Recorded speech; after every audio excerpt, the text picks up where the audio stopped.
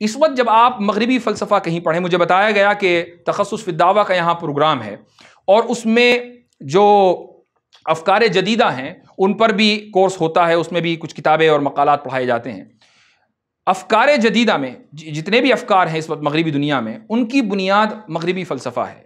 آپ فلسفے کی جب کوئی بھی کتاب پڑھیں، خصوصاً جدید فلسفے کی، تو جو سب سے پہلا چیپٹر ہوتا ہے وہ خدا کے وجود کے تعلق سے ہوتا ہے، اور اس میں ایک سوال بار بار کیا جاتا ہے، وہ یہ ہے کہ کیا خدا اس بات پر قادر ہے کہ وہ ایک ایسا پتھر بنا سکے کہ جس کو وہ خود نہ اٹھا سکے؟ کیا خدا اس بات پر قادر ہے کہ وہ ایک ایسا پتھر بنا دے کہ جس کو وہ خود نہ اٹھا سکے؟ اب عام طور سے لوگ یہاں پھنس جاتے ہیں۔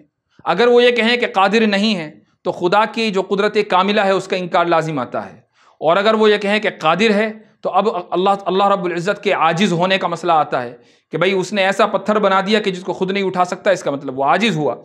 تو اب یہاں جو جدید فلاسفرز ہیں وہ لوگوں کو پھنسا لیتے ہیں۔ ایسے بہت سے لوگ ہیں مسلمان کہ جنہوں نے فلسفے کی کلاسز لیں اور چند ہی دنوں میں وہ ایتھیسٹ بن گئے، چونکہ ان کو لگا کہ ان سوالوں کا کوئی جواب نہیں ہے اور کوئی جواب مذہب نہیں دے سکتا، لہٰذا بہترائی یہ اس میں ہے کہ ہم مذہب کو چھوڑ دیں اور ہم اس نظریے کے قائل ہو جائیں۔ کتنی ہی بڑی تعداد مسلمانوں کی ایسی ہے کہ جو اسکولوں اور کالجوں میں جا کر ایتھیسٹ بن گئی۔ تو کہنے کا مقصد یہ ہے کہ فلسفے میں جو پہلا سوال آتا ہے وہ یہ کہ کیا خدا ایسا پتھر بنا سکتا ہے کہ جس کو وہ خود نہ اٹھا سکے؟ تو اس کا جواب ایک شخص نے مجھ سے یہی سوال کیا ڈیبیٹ کے دوران، تو میں نے اس کو تھوڑا سا تفصیلی جواب دیا، لیکن یہاں میں مختصراً عرض کروں گا۔ میں نے اس کو ایک مثال سے سمجھایا۔ وہ مثال یہ تھی کہ خلق دراصل ایک فعل ہے، اور جس چیز کے اوپر خلق یہ فعل واقع ہو، جو اس خلق کے اثر کو قبول کرے، اسی کو ہم اصطلاح میں انفعال کہتے ہیں، اسی کو ہم اصطلاح میں تأثر کہتے ہیں۔ تو فعل گویا کہ فعل کا جو انجام دینے والا ہے وہ مؤثر ہے، اور جس کے اوپر فعل انجام دیا جا رہا ہے وہ متأثر ہے۔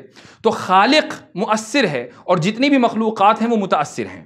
یہ سمجھنے کے بعد پھر میں نے اس سے کہا کہ ایک مثال لو، سورج ہے مثلا، تو سورج کی جو روشنی ہے اور اس کی حرارت ہے وہ مختلف چیزوں کے اوپر پڑتی ہے۔ اگر حرارت کے اعتبار سے دیکھا جائے تو سورج مؤثر ہے اور جتنی بھی چیزیں ہیں وہ متاثر ہیں، لیکن متاثر میں تین طرح کی چیزیں ہوتی ہیں۔ ایک وہ متاثر جو کامل درجے کا ہو، ایک وہ متاثر جو ناقص درجے کا ہو، ایک وہ متاثر جو معدوم ہو، اور تینوں کی مثال موجود ہے۔ مثلا آپ سورج کی روشنی کے سامنے ایک شیشہ رکھیں، اس شیشے کو پر سورج کی روشنی کا اتنا اثر ہوگا اس حرارت کا کہ اگر اس کے آگے آپ کاغذ رکھ دیں تو وہ کاغذ بھی جل جائے گا۔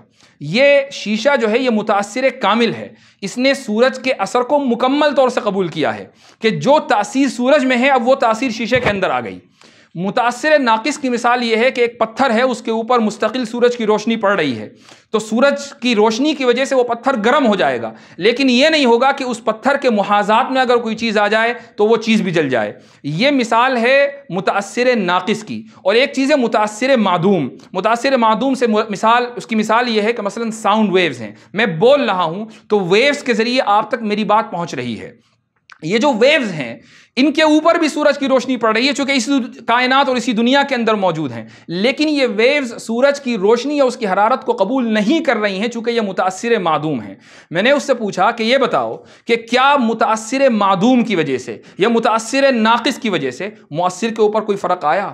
کیا آپ یہ کہہ سکتے ہیں کہ چونکہ ساؤنڈ ویوز کے اوپر سورج کی روشنی اثر انداز نہیں ہو رہی ہے لہٰذا سورج ناقص ہے؟ کیا یہ کہا جا سکتا ہے؟ ہرگز نہیں۔ سورج کی روشنی اور اس کا عمل اپنی جگہ ہے۔ ایسے ہی خالق، ایسے ہی قادر، جو قادر مطلق ہے وہ مؤثر کامل ہے۔ اب سامنے دو چیزیں ہیں، تین نہیں دو چیزیں ہیں۔ ایک متاثر کامل ہے، وہ تمام مخلوقات ہیں، وہ تمام کی تمام اللہ کی قدرت کے تحت ہیں، اور ایک متاثر معدوم ہے، وہ تمام چیزیں جو محال ہوں۔ تو اللہ رب العزت ایسا پتھر کہ جس کو اللہ رب العزت خود نہ اٹھا سکے، یہ متاثر معدوم ہے یعنی محال ہے۔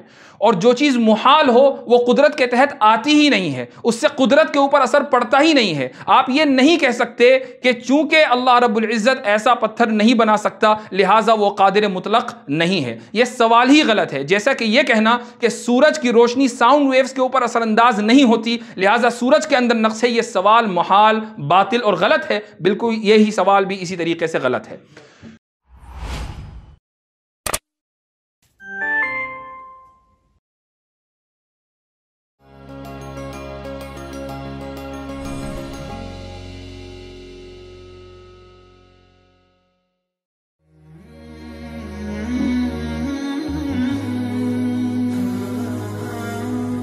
اللہ.